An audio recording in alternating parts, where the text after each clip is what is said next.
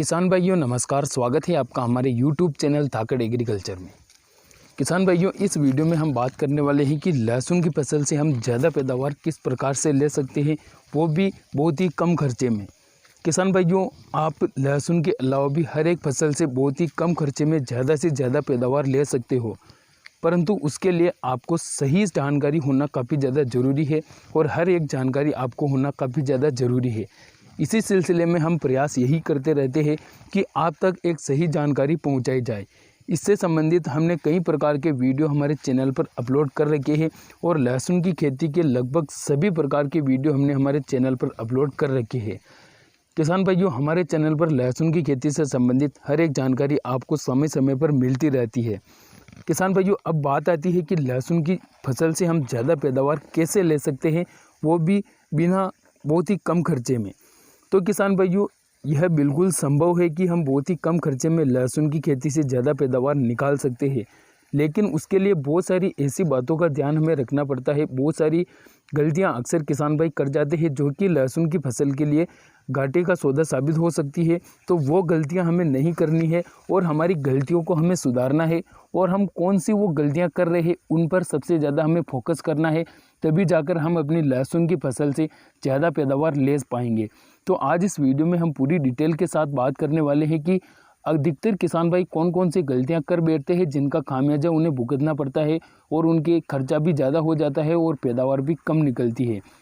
तो वीडियो में बहुत ही बढ़िया जानकारी आप लोगों के लिए मैं लेकर आया हूं, तो आप लोग इस वीडियो को आखिर तक ज़रूर देखिएगा। और किसान भाइयों, अगर आप हमारे चैनल पर पहली बार आए हैं तो सबसे पहले चैनल को नीचे दिए लाल अक्षरों के सब्सक्राइब बटन को दबाकर जल्दी से सब्सक्राइब कर लेना, क्योंकि यहाँ पर आपको खेती बाड़ी से संबंधित तमाम प्रकार की वीडियो समय समय पर देखने को मिलती रहती है। किसान भाइयों, इस वीडियो को लाइक और अधिक से अधिक किसान भाइयों तक शेयर जरूर करना, ताकि अधिक से अधिक किसान भाई हमारे चैनल के साथ में जुड़ सके।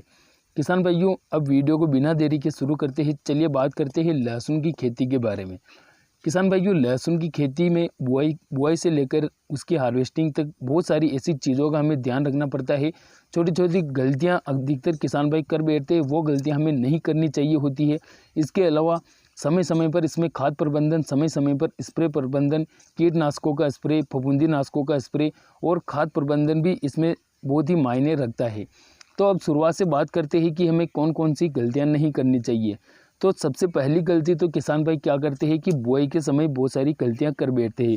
जैसा कि सबसे पहले बात करें बीज उपचार के बारे में। अधिकतर किसान भाई क्या करते हैं कि खर्चा ज़्यादा हो जाने की डर से बीज को उपचारित नहीं करते हैं, जिससे जैसे ही आप बुआई करते हैं वैसे लहसुन उग तो जाता है, लेकिन उगते ही उसमें पिलासपन आ जाता है और ऐसी समस्या बहुत सारे किसान भाई के साथ में आती है। तो सबसे प्रमुख तो यही होता है कि हमें बीज उपचार करके अपनी लहसुन की बुआई करना चाहिए। दूसरी आती है कि बुआई के समय बेसल डोज हमें सही प्रकार से डालना चाहिए, यानी कि बुआई के समय जो खाद हम डालते हैं वो हम सही तरीके से डालना चाहिए और जिन चीज़ों को डालना चाहिए केवल वही चीज़ें हमें शुरुआत में डालनी चाहिए, अन्यथा फोकट की चीज़ें हमें भी नहीं डालनी चाहिए, ज़्यादा खर्चा भी नहीं करना चाहिए। बुआई के समय खाद प्रबंधन की बात की जाए तो नाइट्रोजन, फास्फोरस, पोटास, जिंक और सल्फर जैसी चीज़ों को प्रमुख जरूरत होती है।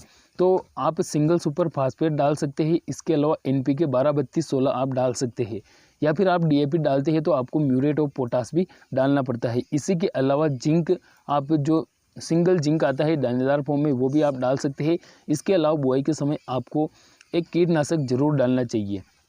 कीटनाशक के रूप में आप बायर रिजेंट का प्रयोग भी कर सकते हैं, तो उससे जड़ों में शुरुआत में कीड़े नहीं लगते हैं। इसके अलावा अधिकतर किसान भाई क्या करते हैं कि खरपतवार नाशी का स्प्रे करते हैं बुआई के समय। तो एक तो यह गलती आप करते हैं कि वो या तो आप जो है आपके पास अगर मज़दूरों की कमी है तो आप उस स्थिति में खरपतवार नाशी का स्प्रे कर सकते हैं। लेकिन अगर आपके पास मज़दूरों की कमी नहीं है और आप अच्छी पैदावार लेना चाहते हैं तो एक तरफ से देखा जाए तो खरपतवार नाशी का स्प्रे हमें लहसुन की फसल में नहीं करना चाहिए, क्योंकि इससे फसल की ग्रोथ प्रभावित होती है। अब बात करते हैं कि लहसुन में सिंचाई की, जो सिंचाई आप करते हैं वो आपको किस प्रकार से करनी चाहिए। किसान भाइयों, सिंचाई आपको बहुत कम करनी चाहिए, यानी कि जितनी ज़रूरत फसल को है उतनी ही सिंचाई करनी चाहिए। आप देखते हैं कि आपके पास पानी की अधिकता है तो आप एक और सिंचाई कर दें, तो ऐसी गलती आप बिल्कुल भी ना करें। फसल को जैसे जैसे ज़रूरत पड़ती है पानी की, वैसे वैसे आप सिंचाई करते जाइए। इसके अलावा जैसे ही फसल उगकर 20-25 दिन की हो जाती है तो उस समय पर आपको खरपतवार नियंत्रण करना काफ़ी ज़्यादा ज़रूरी होता है, क्योंकि खरपतवार भी इसमें बहुत बड़ी समस्या होती है। खरपतवार जो हमारी फसल को हम पोषक तत्व देते हैं उसको ज़्यादा मात्रा में खींचकर अपने चाल को बनाते हैं और हमारी फसल को कमज़ोर करते हैं, हमारी फसलों की जड़ों को बांधे रखते हैं। तो खरपतवार नियंत्रण के लिए आप सबसे बेस्ट तरीका निदाई गुड़ाई, हाथों से निदाई गुड़ाई करके खरपतवार नियंत्रण करें तो काफ़ी ज़्यादा बेस्ट रहेगा। और दो फायदे इससे होंगे, एक तो खेत की मिट्टी हिल जाएगी जिससे शुद्ध ऑक्सीजन पौधे की जड़ों तक पहुंचेगी। इसके अलावा आपके खेत में खरपतवार भी कंट्रोल हो जाएंगे। अब बात आती है खरपतवार नियंत्रण के बाद 20-25 दिन की अवस्था में पिलाई करना। तो पिलाई के समय आपको यूरिया खाद की मात्रा जरूर देना चाहिए। यूरिया खाद के साथ में आप बायोविटा दानेदार का उपयोग भी कर सकते हैं। इसके अलावा ह्यूमिक एसिड भी डाल सकते हैं, माइक्रोराइजा भी डाल सकते हैं। इससे आपकी फसल की ग्रोथ 100% बढ़ेगी और आपकी फसल में जो पीलापन आता है वो भी दूर हो जाएगा। इसके अलावा कीटनाशक, फफूंदीनाशक का भी आप यूज कर सकते हैं।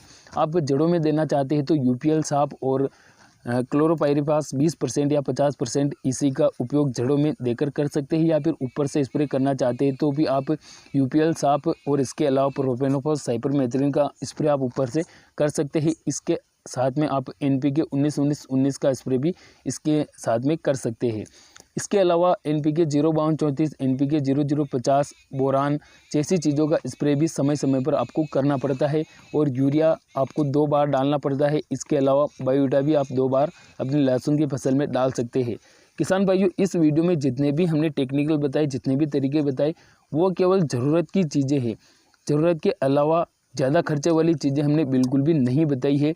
और भी बहुत सारी ऐसी चीज़ें हैं जो आप लहसुन की फसल में डालते हैं, परंतु आपको एक जानकारी होना चाहिए कि कौन से समय पर कौन सी पोषक तत्व कौन सा स्प्रे होता है।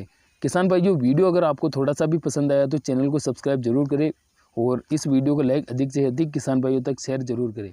धन्यवाद। जय जवान, जय किसान।